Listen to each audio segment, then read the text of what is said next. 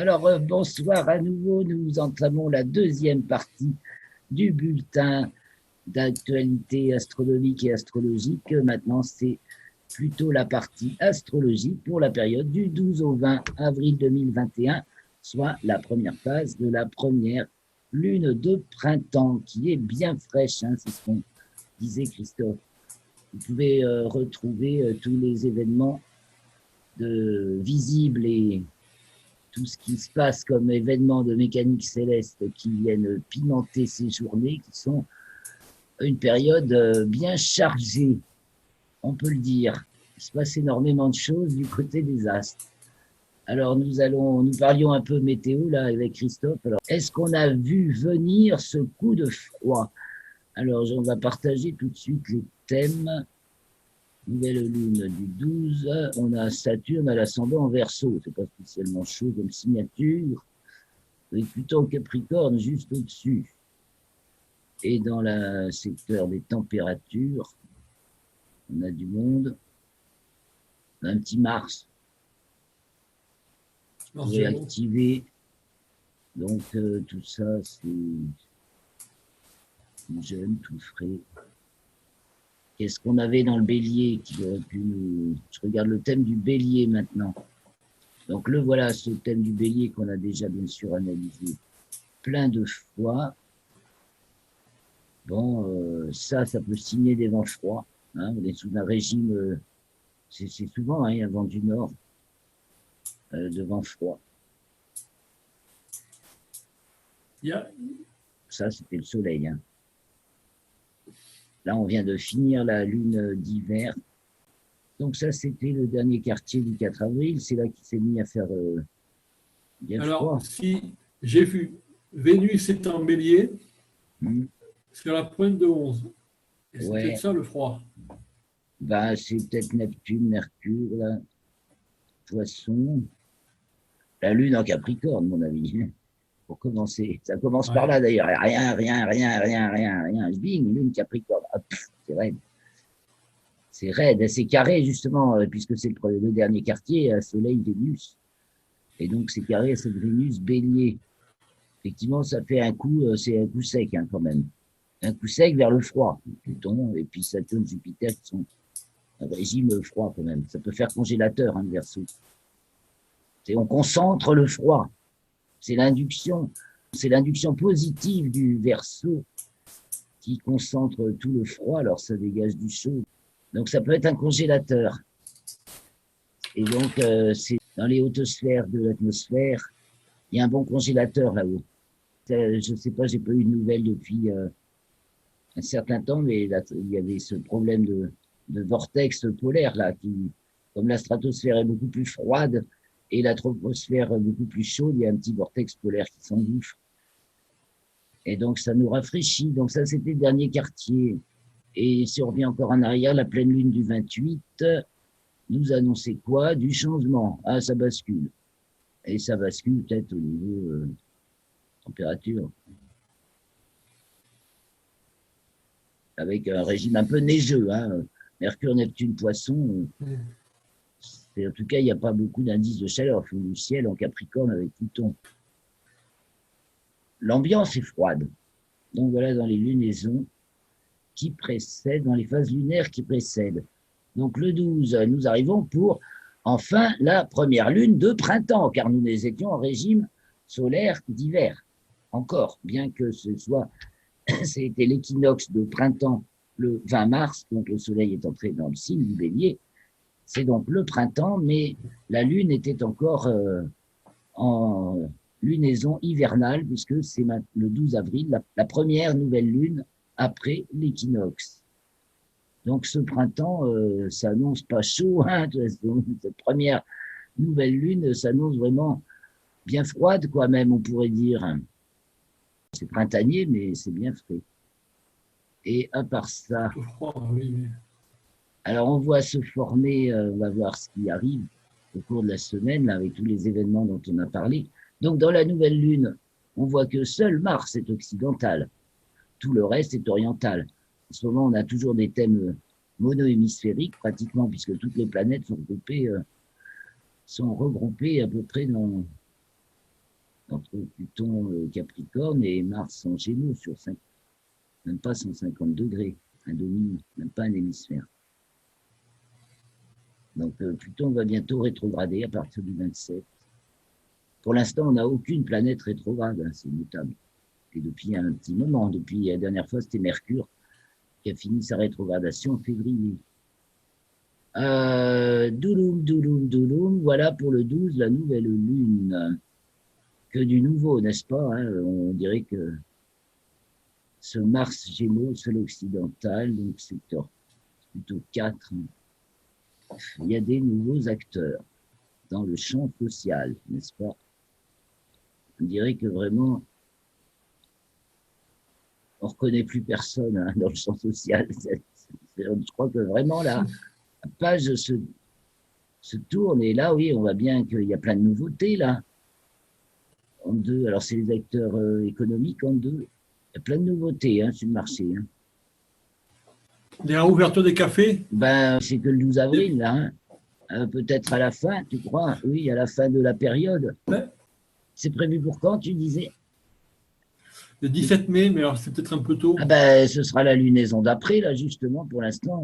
Ouais. Non, mais, nous n'y sommes pas encore, et pourtant, on voit bien sextile Mars et Jupiter qui sont même en trigone, là, il y a de la puissance. Il y a de la puissance, il y a de la puissance économique, il y a de l'action, il y a de la perspective, enfin, je sais pas, il y a de la jeunesse, de la nouveauté, des forces vives, il y a tout ça. Bon, Uranus en 3, les surpuissances qui bloquent tout, les médias toujours, les médias. Alors on approche du 19. Ah, mais attends, si, ouais. La nouveauté, la nouveauté, l'affaire des restaurants clandestins. Ah, vas-y, raconte, j'étais pas au courant. Il y a des organisateurs qui ont organisé des restaurants, des repas de luxe avec des ministres, peut-être certains avec des ministres, en toute clandestinité. C'est-à-dire sans les gestes barrières, sans les masques, mais ça se multiplie et il y a des ministres qui sont cités. Et donc la polémique gonfle. C'est bien le secteur du manger, tu as raison, hein, c'est la 2. C'est la 2, et puis voilà, on a des joyeux convives, tout le monde a faim, bon appétit, hein. Alors, bélier, bon appétit, bien sûr. Et donc ça commence à faire des remous. Ça fait tâche, mais parce que moi je sais par exemple que les restaurateurs proposaient des services à domicile, ils venaient te faire le restaurant à domicile. Ben, il y en a beaucoup qui proposent ça maintenant. C'est pas secret, ça, ils peuvent le déclarer. Ah, non, mais oui, non, mais c'est des restaurants clandestins, quoi. Comme des vrais restaurants, mais comme si c'est des restaurants de luxe clandestins, si tu veux. Ah, c'est les gens qui viennent au restaurant, ils ferment les rideaux et c'est des dîners organisés. Oui, je me doute. C'est des dîners organisés. Dans des restaurants ou chez des gens? Chez des gens. Chez des gens. On voit un demi-carré Neptune-Mars et Neptune-Uranus. Mm-hmm. C'est sorti il y a quelques jours. Donc, bah oui, mais il y avait, je te dis, il y avait quand même une certaine faisabilité professionnellement de ça pour les restaurateurs, de faire de la restauration à domicile. Bon, après, c'est chacun comme il l'entend. Il y a eu aussi un nouveau médicament. Le laboratoire Pfizer aurait trouvé un médicament contre le Covid. Ah bon? On a appris ça samedi. Ah tiens. Non. Eh bien, ça, c'est chic. Autre chose. Oh, vaut mieux les bons vieux médicaments qu'on fait leur preuve. Au moins, ça soigne. Bon, on continue un peu. On voit que oui, Neptune est bien dissonné là. Hein. On a un Jupiter qui va bien, mais alors Neptune, c'est toujours le piège de la maladie. C'est un piège là. Hein. Il y a ceux qui s'en foutent, il y a ceux qui se croient malades. Il y a ceux qui ont compris. Hein. Il y a le clan de la santé et le clan de la maladie. Enfin, du moins, à qui tu crois, quoi. Qu'est-ce que tu cherches à cultiver dans ta vie, la santé ou la maladie? Si tu cherches à cultiver la santé, tu oublies la maladie. La santé, ouais. Quand elle arrive, tu la soignes, point barre. Tu ne fais pas ta caisse pour imposer aux autres ce que tu estimes bon de faire pour toi-même, tout simplement. Bon, alors là, on voit que ça se corse, hein, à l'entrée du soleil en taureau. Donc, on voit ce super rapprochement, donc Soleil, Mercure, Vénus, Uranus, qui vont se succéder, donc une succession de conjonctions tout au cours de la semaine, avec Mercure qui se retrouve en conjonction supérieure ce jour-là, juste avant d'entrer dans le signe du Taureau. C'est bien ça, à 3h36, elle rentre en Taureau à 12h29 et le Soleil à 22h33. Tout ça le 19. Vénus les attend en Taureau depuis le 14. Et Vénus va être conjointe à Uranus. Et nous avons tout ça au descendant, donc pour l'entrée du Soleil en Taureau. Qu'est-ce qu'il y a du nouveau là, franchement alors, est-ce que ces fameuses élections dont tu parlais, dont on a commencé à parler l'autre jour, parce que s'il y en a, si elles ne sont pas annulées, bloquées, on voit qu'il y a une annulation, la Lune opposée Pluton au double carré de ce petit monde, surtout Soleil, Mercure. Ouais, donc regardez surtout pas le thème héliocentrique, hein. Alors c'est tensionnel, hein. Grave. Grave tensionnel. Là, la grande croix, hein. Et la grande croix, elle est formée avec, donc on en a un peu parlé déjà, la Terre qui est opposée à Mercure, tout près de Vénus et Uranus, au carré de Mars et de Pluton, qui viennent d'être opposés la semaine dernière. Et donc, en héliocentrique le 14, carré Terre-Pluton, en géocentrique le 16, carré Soleil-Pluton, et donc carré Terre-Mars dans le dernier degré Balance Cancer, donc juste avant l'entrée de la Terre en Scorpion et de Mars en Lion, dernier degré donc Balance Cancer, alors que Soleil carré Mars, ça s'est produit le 1er février dans le plan écliptique et que c'était dans le 13e degré Verseau pour le Soleil et donc Soleil Verseau, Mars Taureau. C'était le 1er février. En géocentrique. Et là, ça sonne en héliocentrique aussi, parce que le 1er février, car nous allons retrouver des résonances entre ce qui s'est passé en géocentrique. 1er février. Il y a eu entre fin janvier, parce que le carré dans le plan équatorial a eu lieu le 22 janvier. Soleil carré Mars, 22 janvier, dans le plan équatorial. Soleil carré Mars, 1er février, dans le plan écliptique. Et en héliocentrique, c'est donc le 19 avril que la Terre est au carré de Mars, dans le dernier degré Balance Cancer. Et ça fait, mais ça craque. Voilà, c'est la grande craquure. Mais je pense que c'est la craquure le grand crack, en déchirement. On voit en plus une figure, ça déchire des concepts. Là, ça remet tout à zéro. Il y a de la destruction possible, hein. Au niveau mental, le mental collectif, le mental individuel, le mental collectif. Là, il est secoué. Oh. Bon, comment ça se passe dans la sphère mondaine, d'après ce qu'on en parle? Il y a quand même vachement de dynamisme. Voilà. Que ça coule quand même, la tension est absorbée. Mais Lune opposée Pluton, Pluton fait mal, hein. La vérité, ça fait mal. Ça fait très mal. Les petits virus aussi, mais c'est justement comment on les traite en fonction de la vérité, parce que ça nous parle virus, santé et orientation politique. Donc ça, c'est le 19. On voit comme tout ça se met en place. Nous avons un trigone Mars-Jupiter qui donne aussi beaucoup de tonus, de puissance collective, peut-être tenue dans le discours. Et nous arrivons le 20 avril, donc le lendemain du 19, donc mercredi 20 avril, pour le premier quartier. Oh, il est formidable, ce premier quartier chez nous. Alors, le thème hélio, on retrouve à peu près mardi. Le mercredi 20 avril. Et ce qu'on voit, c'est que on a l'axe des nœuds dans l'axe horizon. Ah, c'est pile chez moi. Donc, le nœud ascendant à l'ascendant en Gémeaux, dit Gémeaux, sur l'étoile Aldébaran. Youpi! Voilà, c'est le degré pile de l'étoile Aldébaran. 11e Gémeaux. Il y a le nœud ascendant de l'orbite lunaire. Yo, pim, pim. Et nous avons Saturne culminant, pile en Verseau, donc qui est à 12 degrés du signe du Verseau. Là même où s'est produit le carré Soleil-Mars.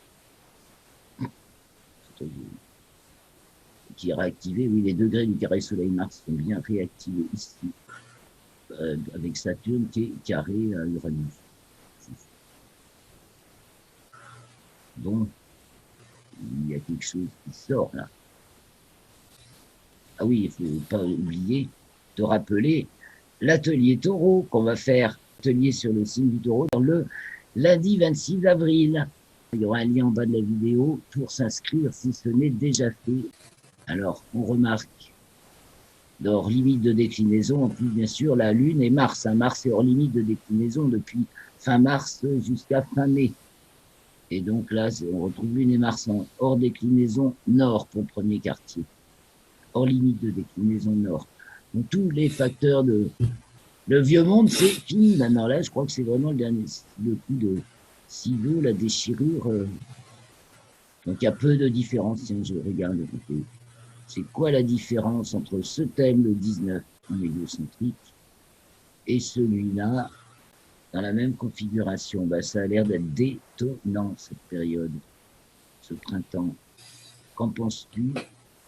Alors, jetons un coup d'œil sur la pleine lune. Donc, qui advient le 27, le jour où Pluton se met à rétrograder et où Mercure est au périhélie, le lendemain de la conjonction d'Uranus avec le Soleil.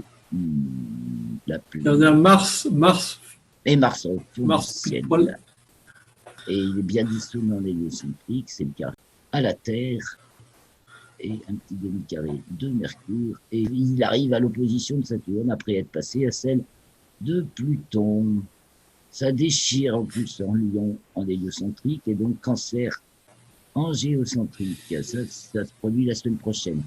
Actuellement, il est encore Gémeaux en géocentrique et Cancer en héliocentrique. Il y a des choses qui se passent quand même. Il y a un peu plus de fluidité dans les échanges commerciaux, très certainement, et peut-être dans la compréhension profonde des choses, ou l'acceptation, certains détachements, renoncements, en toute quiétude dans ces cas-là. Donc, voilà, ça c'est la pleine lune, donc je reviens en arrière, mais on voit la forte opposition que ça fait, donc la lune sera opposée à tout notre petit paquet, là, vraiment c'est ce mois-ci. Réfléchissons, Mercure, Vénus, Uranus. Alors je reviens sur le dernier quartier, puis on va regarder un peu le RET. Tu le vois là, le RET? Oui. Alors on peut regarder donc Mercure en vert, transcendance de la représentation, Vénus en rose, existence de la représentation, donc les deux relais de la représentation extensive qui diffuse la lumière, le rayonnement du soleil. Et Uranus qui est représentation de la transcendance, donc qui mène au niveau représentation, c'est-à-dire image, mot, symbole, concept, chose qui se représente, voilà, et qui n'a pas besoin de le concret, c'est au niveau de l'existence. Là, c'est juste le concept et l'énoncé du concept, quelle que soit sa forme. Donc Uranus, représentation de la transcendance. Donc ça nous conforte dans la fonction solaire. Il y a vraiment du nouveau, des créatures, des personnages nouveaux qui font irruption et qui apportent de nouvelles idées, de nouveaux concepts, des choses auxquelles on n'avait pas encore pensé, qui vont s'imposer peut-être maintenant très rapidement. En particulier, je pense au niveau de l'énergie.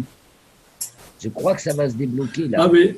Au niveau de l'énergie libre, c'est en train de prendre... On commence à en parler autrement. Ça commence à devenir... de plus en plus de gens disent oui, ça existe et on travaille dessus. Et oui, on peut produire de l'énergie libre illimitée. Ils viennent de découvrir... Hydrogène. Non, là, c'est Hydrogène. la fusion moteur, la fusion nucléaire. Ils viennent de faire un Tomahawk avec du bore qui est Ah vachement oui, plus efficace. Et alors là, ça produit un effet. C'est pas et avec de l'hydrogène, hein, c'est pas la fusion, la fission comme dans les centrales nucléaires. Voilà. Là, c'est la vraie fusion des étoiles qu'on produit. C'est pas le contraire. C'est déjà pas mal. Et puis, il y a certainement bien d'autres choses encore. Et au niveau social, alors je sais pas, tu as des nouvelles, toi, sur le plan sociopolitique? T'as pas eu le temps de lire le hein? canard? T'as pas eu le temps de lire Non, le... Bon sang. Ah oui, t'étais dans tes non, fichiers non, Excel. Mais alors quand même, commentons un peu, là, pas depuis. Ah, pas depuis mercredi, Ouais. ouais. Ce thème du Pas dernier depuis, oui. quartier. Saturne culminant en Verseau, ça caille. Lune opposée Pluton, ça caille. Et Ça caille, ouais. ce petit monde joyeux, là, et printanier, qui était en 12, c'est pas pour l'arranger en taureau. Mais par contre, la France se réveille. Michel n'est pas là, mais dis-moi, c'est, comment dire, on remet tout à zéro, Ben oui. mais justement, tout semble encore bien bloqué, quoi.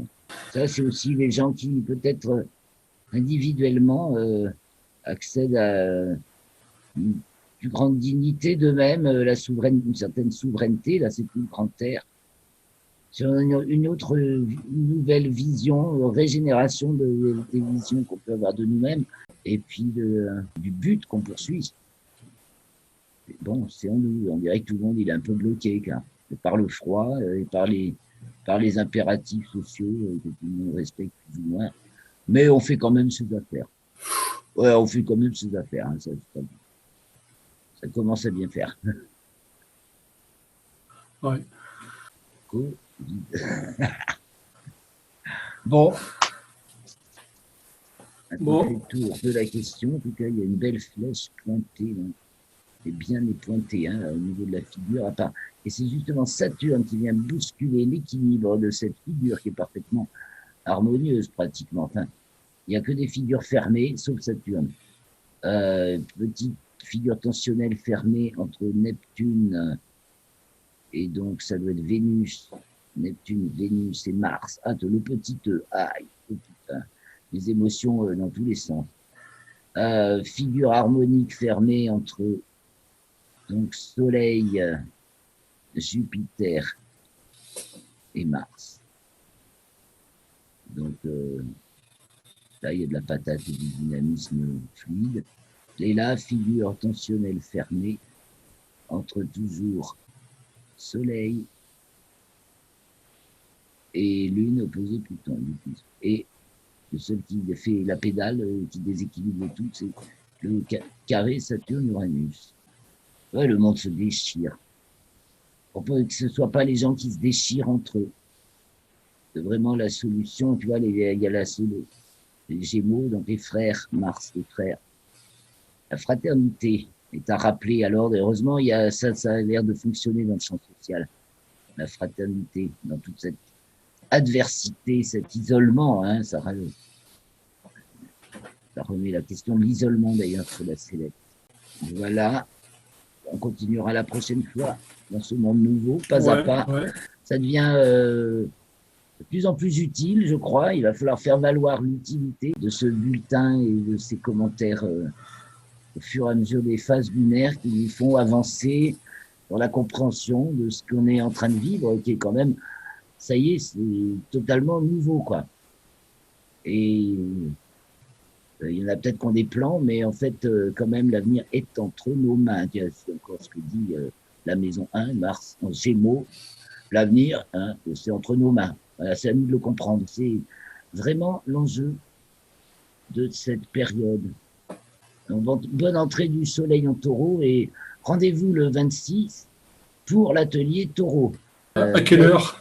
C'est à 18h, 18h à 21h, lundi 26, 18h, 21h, l'atelier taureau. Nous allons donc poursuivre et travailler de manière structurelle et puis étudier les thèmes. Alors, j'offre une interprétation de leurs thèmes à deux natifs du taureau qui se présentent, un homme et une femme de préférence. enfin une petite interprétation, quoi, pour voir comment, en si peu, avec peu de temps et d'outils, les outils structurels essentiels, on peut déjà toucher fortement une personnalité. Enfin, ça fait un effet miroir un peu thérapeutique, où on se dit, ah oui, ça, mais c'est bien moi ça, quand on lit avec le processus de contact. Donc, en étudiant les signes un par un, ben, on va rentrer dans la compréhension de la logique structurelle, et puis petit à petit, avec les applications pratiques, eh bien, ça va venir une nouvelle façon, mais je suis sûr que ça en parle aussi, hein, Uranus, là, et pile sur mon soleil natal, le 10 taureau. Donc ça fait un an, hein, que Uranus a fait son tour, il est temps que ça sorte, et là, je suis sûr, d'être porteuse d'un nouveau message astrologique, d'une nouvelle astrologie qui va nous emmener bien loin. Bon, pour l'instant, il y a encore des difficultés un peu à toucher de ça, mais c'est en train de venir. Et est-ce que c'est le monde de l'informatique, mutation? Ben oui, bien sûr, également. Ben, dans ce cas-là, elle se fait pas très. On le voit bien dans mon Lune Pluton, au monde de l'informatique. Hein. Plus qu'encore que dans Saturne Verseau. Ça, enfin, il y est, oui. Donc on en parle deux fois, mais Lune Pluton, c'est le code. C'est le monde du code. Et, avec, et Saturne Verseau, effectivement, il écrit les programmes. Et les structures des programmes. Effectivement, ça se suit. Là, les éléments du code. Et tout le monde va apprendre à coder. Non, c'est pas possible. Bon, on dit au revoir. On salue la compagnie. Merci de suivre nos vidéos, car je crois que vous êtes de plus en plus nombreux. Nous vous invitons à vous inscrire pour participer au direct, comme nous l'enregistrons chaque semaine avec Christophe et Michel quand ils peuvent. Donc, au grand plaisir d'être plus nombreux, où chacun peut poser ses questions. Alors, à la prochaine.